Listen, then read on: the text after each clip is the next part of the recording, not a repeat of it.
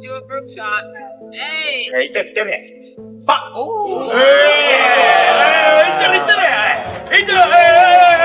Ryan Garcia's wrist surgery has thrown another curveball into what was shaping up to be an exciting matchup against Rukiya Anpo. Now everything's up in the air. Ryan Garcia got hurt. I believe his wrist or his shoulder. So we have a pending meeting with Ryan's team, and then we'll take it from there. But I'm not sure exactly what's going to happen with the with FanMe. This wasn't just any fight; it was an exhibition bout set for last month, December. A fight at 153 lbs that had already built up plenty of heat. To watch this man, well, actually I came to watch Manny Pacquiao. I don't even know who this guy is, but I'm just happy that... With 2 press conferences in the bag, the tension between the two fighters was real. Anpo wasn't shy about showing his intentions. He gave Garcia a solid push during one of their face-offs, letting everyone know he wasn't there for fun. He wanted to make a statement, and boy, did he succeed. For Garcia, this fight was more than just an exhibition, it was his chance to stay sharp and keep the spotlight on him. The past hasn't been kind to him. Oh, you have awoken the beast. It's over. I seen your stupid Instagram video of you hitting me on your bag. You look ridiculous. Take off your glasses. I'm gonna knock your big ass out. It's over. You're done. You're goofy. God. Back in April 2023, he went up against Haney in what was supposed to be a defining moment. At first, it seemed like Garcia had done the impossible, pulling off a dramatic majority decision win, but then came the ban. However, the exhibition fight with Anpo was supposed to be the perfect solution. It wasn't a professional bout, so it didn't violate his suspension. It would also come with a big paycheck, something Garcia badly needs right now. Fuck you. Fuck you.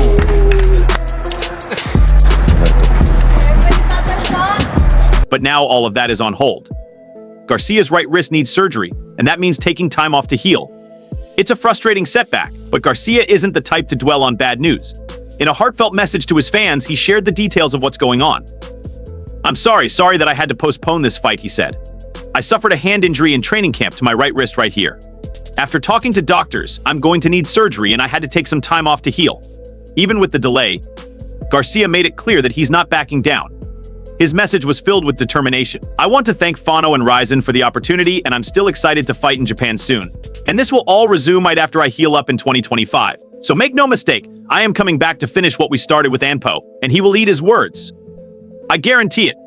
Just need to take some time off, but when I come back, there will be a bang in Japan." Ryan Garcia, I'm from you down.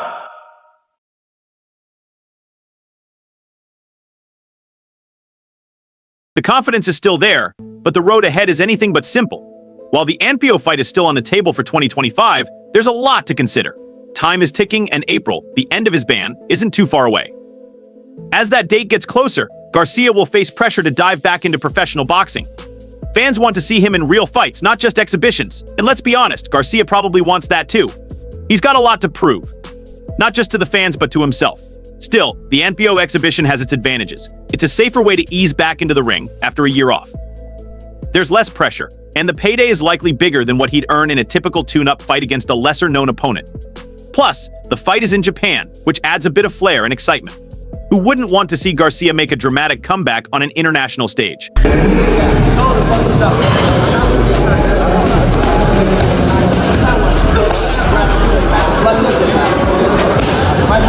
But then there's the other side of the coin.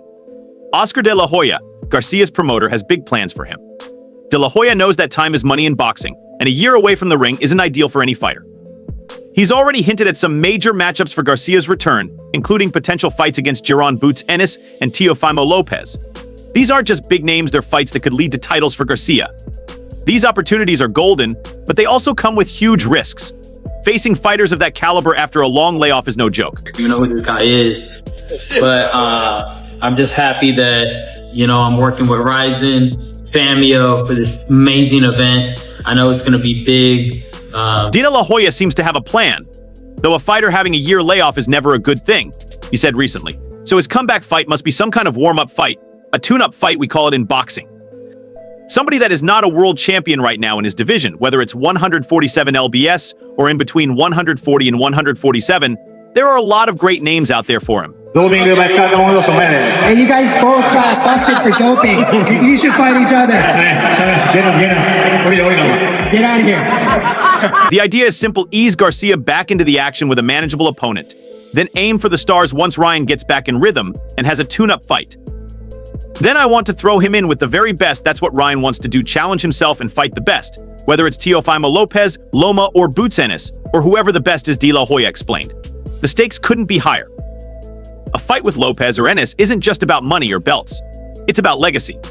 These are the kinds of fights that define careers. But Garcia can't afford to rush. It was all a publicity stunt. The weight, the craziness. Good fighter. We want to rematch him again. We want to rematch. Bill, how might you have handled things differently in the build-up to this fight, knowing what we now know? And we know that he was a good fighter. I always said that, right? I never said that he was going to say he's a good. One bad performance and the critics will come down on him like a ton of bricks. That's why every decision he makes now is so important. For now, the focus has to be on recovery. Surgery is a big deal, and Garcia needs to make sure he takes the time to heal properly.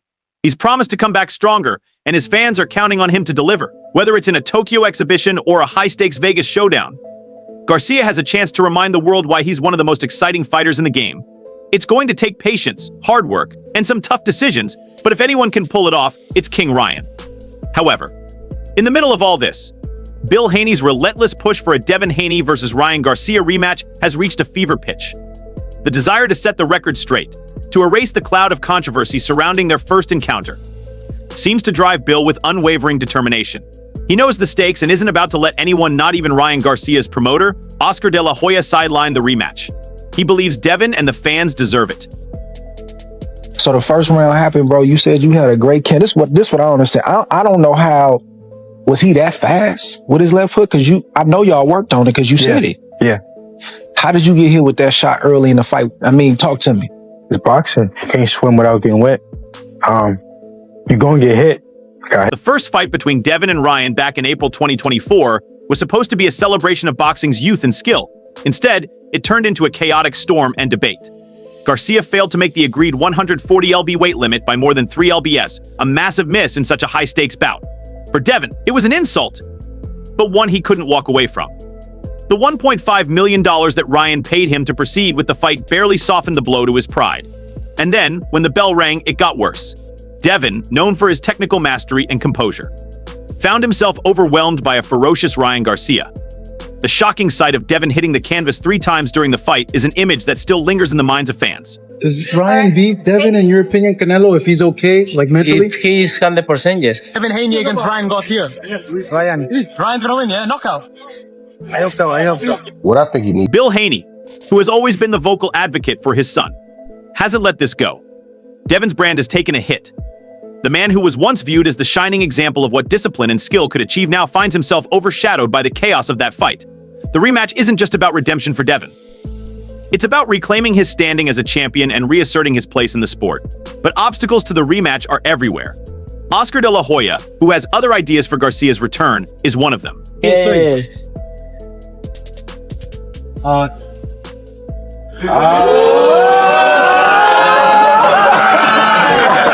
No warm-up, baby.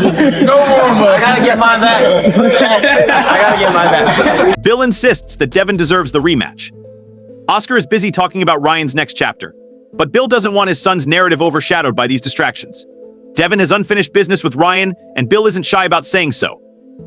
Devin is a champion Ryan Garcia is not, Bill declared with his usual conviction. Oscar De La Hoya hasn't been able to make a champion out of Ryan Garcia.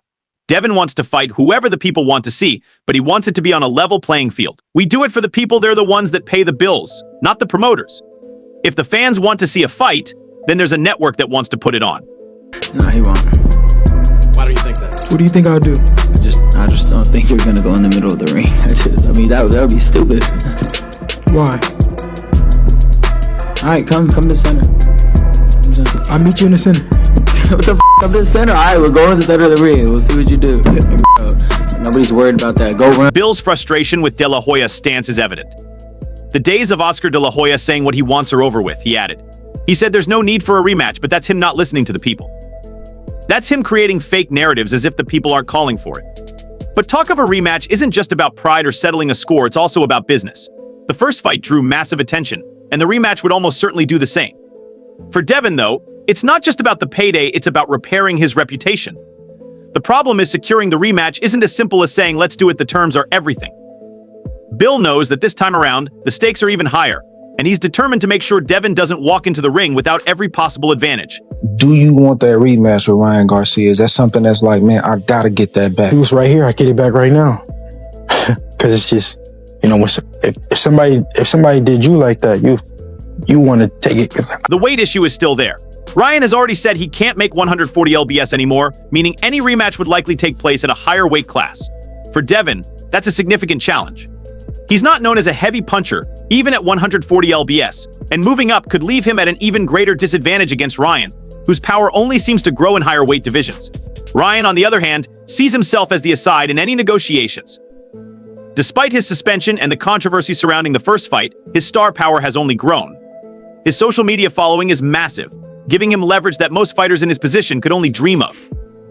Everybody said you're off the couch with it. Ryan Garcia, you blown your opportunity. You only have 6 hours left. You said you was working. We are too. Let's see how bad you want it. Bill, though, isn't about to let that sway him. He's confident that any rematch happens on fair terms, and that includes strict drug testing protocols. The biggest thing is drug testing, Bill said. He said he was crazy, so if you were crazy enough to do it the first time, then you'll be crazy enough to do it a second time. That's the stickler that he enrolls in a testing program. The animosity between the two camps doesn't make things any easier. Devin's lawsuit against Ryan for breach of contract, fraud, and unjust enrichment has only deepened the divide. Ryan's countersuit added more fuel to the fire, turning what was once a sporting rivalry into something deeply personal.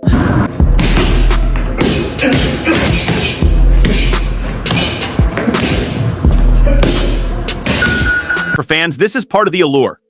The bad blood makes the rematch even more compelling, but behind the scenes, it complicates every aspect of making the fight happen. Bill's persistence, though, is unrelenting. He knows Devon needs this fight as much as Ryan does, if not more. Since the no contest, Devon has struggled to secure a big-name opponent, let alone the kind of massive payday that a rematch with Ryan would bring. For Ryan, the rematch offers a chance to clear his name and prove that his victory in the first fight wasn't a fluke or a result of anything but his own skill and determination. For both men, the stakes are incredibly high. Well, I first got to see if Devin Haney will ever be back the same. But if they want to run it back right away, I mean, it'd be easier this time because now he's damaged goods. So, but egos could derail everything. Both fighters have something to prove, and neither wants to be seen as giving ground in negotiations. For Bill, the focus remains on making sure Devon gets the respect he deserves. For Ryan, it's about capitalizing on his growing popularity and showing the world that he's more than just a social media star. Oscar de la Hoya has always been a man with a plan, and when it comes to Ryan Garcia, his vision is clear: aim high, aim bold. Devin Haney, you're pathetic. You're dancing around in the bowling alley because you got your decision reversed? Nobody's gonna forget about that beating you took. Oh, and let's not forget, you're accusing me of not paying you? Bro, you just do not sell. That's the bottom line. You can audit my company anytime you want. I pay every fighter, and I'm pretty sure you got that from Canelo. For de la Hoya, the narrative isn't about looking back, it's about propelling Ryan forward into bigger and better opportunities. To him, the way Ryan handled Devon in their April 2024 clash doesn't scream unfinished business. Instead, it signals that Ryan is ready to take on the biggest names in boxing, leaving the Haney saga behind. Speaking to Fight Hub TV, Oscar didn't mince words when he dismissed the idea of an immediate rematch.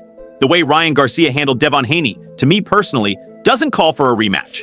He said, a statement that came with all the confidence of a man who knows exactly where he wants his fighter to go. The way Ryan Garcia handled Devin Haney, to me personally, doesn't call for a rematch. Once Ryan gets back in action, once Ryan gets back in rhythm, and maybe has a tune-up fight, possibly in late April or maybe early May, then I want to throw him in there with the very best. And I'm thinking top of my... It's a bold take, especially given the drama and fallout from their first fight.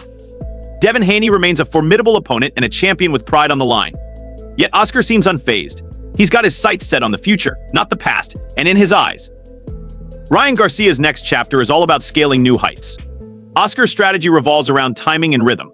He believes Ryan needs a tune-up fight, a chance to shake off the rust after his one-year ban and return to form. That's the immediate priority, but beyond that, The Golden Boy Promotions boss has grand ambitions. Oscar didn't shy away from naming names, outlining potential opponents who would catapult Ryan into boxing's upper echelon. You guys are suing Ryan Garcia for battery? Best. You do know your son Devin is a professional fighter, right? His livelihood is based on battering other opponents. This has to be the lamest claim I've ever seen in the 4 decades I've been involved in this sport. Bruh. Once Ryan gets back in action and gets back in rhythm and has a tune-up fight, possibly in late April or early May, then I want to throw him right in there with the very best Tio Lopez or Boots Ennis or whoever the very best is, Oscar said. Those names carry weight. Tifamo Lopez, a former unified lightweight champion, is a proven star with the skills and charisma to make any fight a blockbuster event. A clash between Lopez and Garcia would be a battle of personalities and power. A showdown that would have fans buzzing from the moment it was announced. Then there's Jaron Boots Ennis, the undefeated IBF welterweight champion with a jaw-dropping 29 knockouts in 33 fights. A fight with Ennis would be a massive test for Ryan, not just in terms of skill, but also his ability to handle the physicality and precision of a fighter who's been virtually untouchable in his career. Clear the air, Teo. What happened there? They gave me a low, short stump. On the pay-per-view. On the pay-per-view shares was, I think it was 28 and a half. They couldn't even give me a full ass number. The offer was 1.5 million at the guarantee. And I'm like, wait, I got the Ring magazine and the WBO, which technically I'm undisputed because no one beat Josh Taylor. He's getting more of the upfront and he was getting a bigger guarantee. So people are going to say, well, because look how many pay-per-view buys they did. My brother, listen to me, hold on. Oscar's vision doesn't just stop at names, it's about legacy. He sees Ryan as a fighter who belongs among the elite, someone whose journey is destined to be defined by fights that matter on a global scale. And while Haney might still be lingering in the background, Oscar isn't about to let that narrative dictate Ryan's path to him. The Haney rematch is a possibility, but it's not the centerpiece of his plan. We still have Devin Haney, who is wanting that rematch against Ryan Garcia. Oscar admitted leaving the door open just enough to keep fans intrigued, but even as he acknowledged Haney's interest, it was clear that Oscar's focus was elsewhere. Talking about you want a rematch? Enroll in the drug program in 48 hours. VADA is waiting on you. Next move will be on you. King Garcia. This approach speaks to Oscar's understanding of the fight game, not just as a promoter, but as someone who's lived it. He knows that momentum is everything, and Ryan's star power can't afford to be tied down by the past.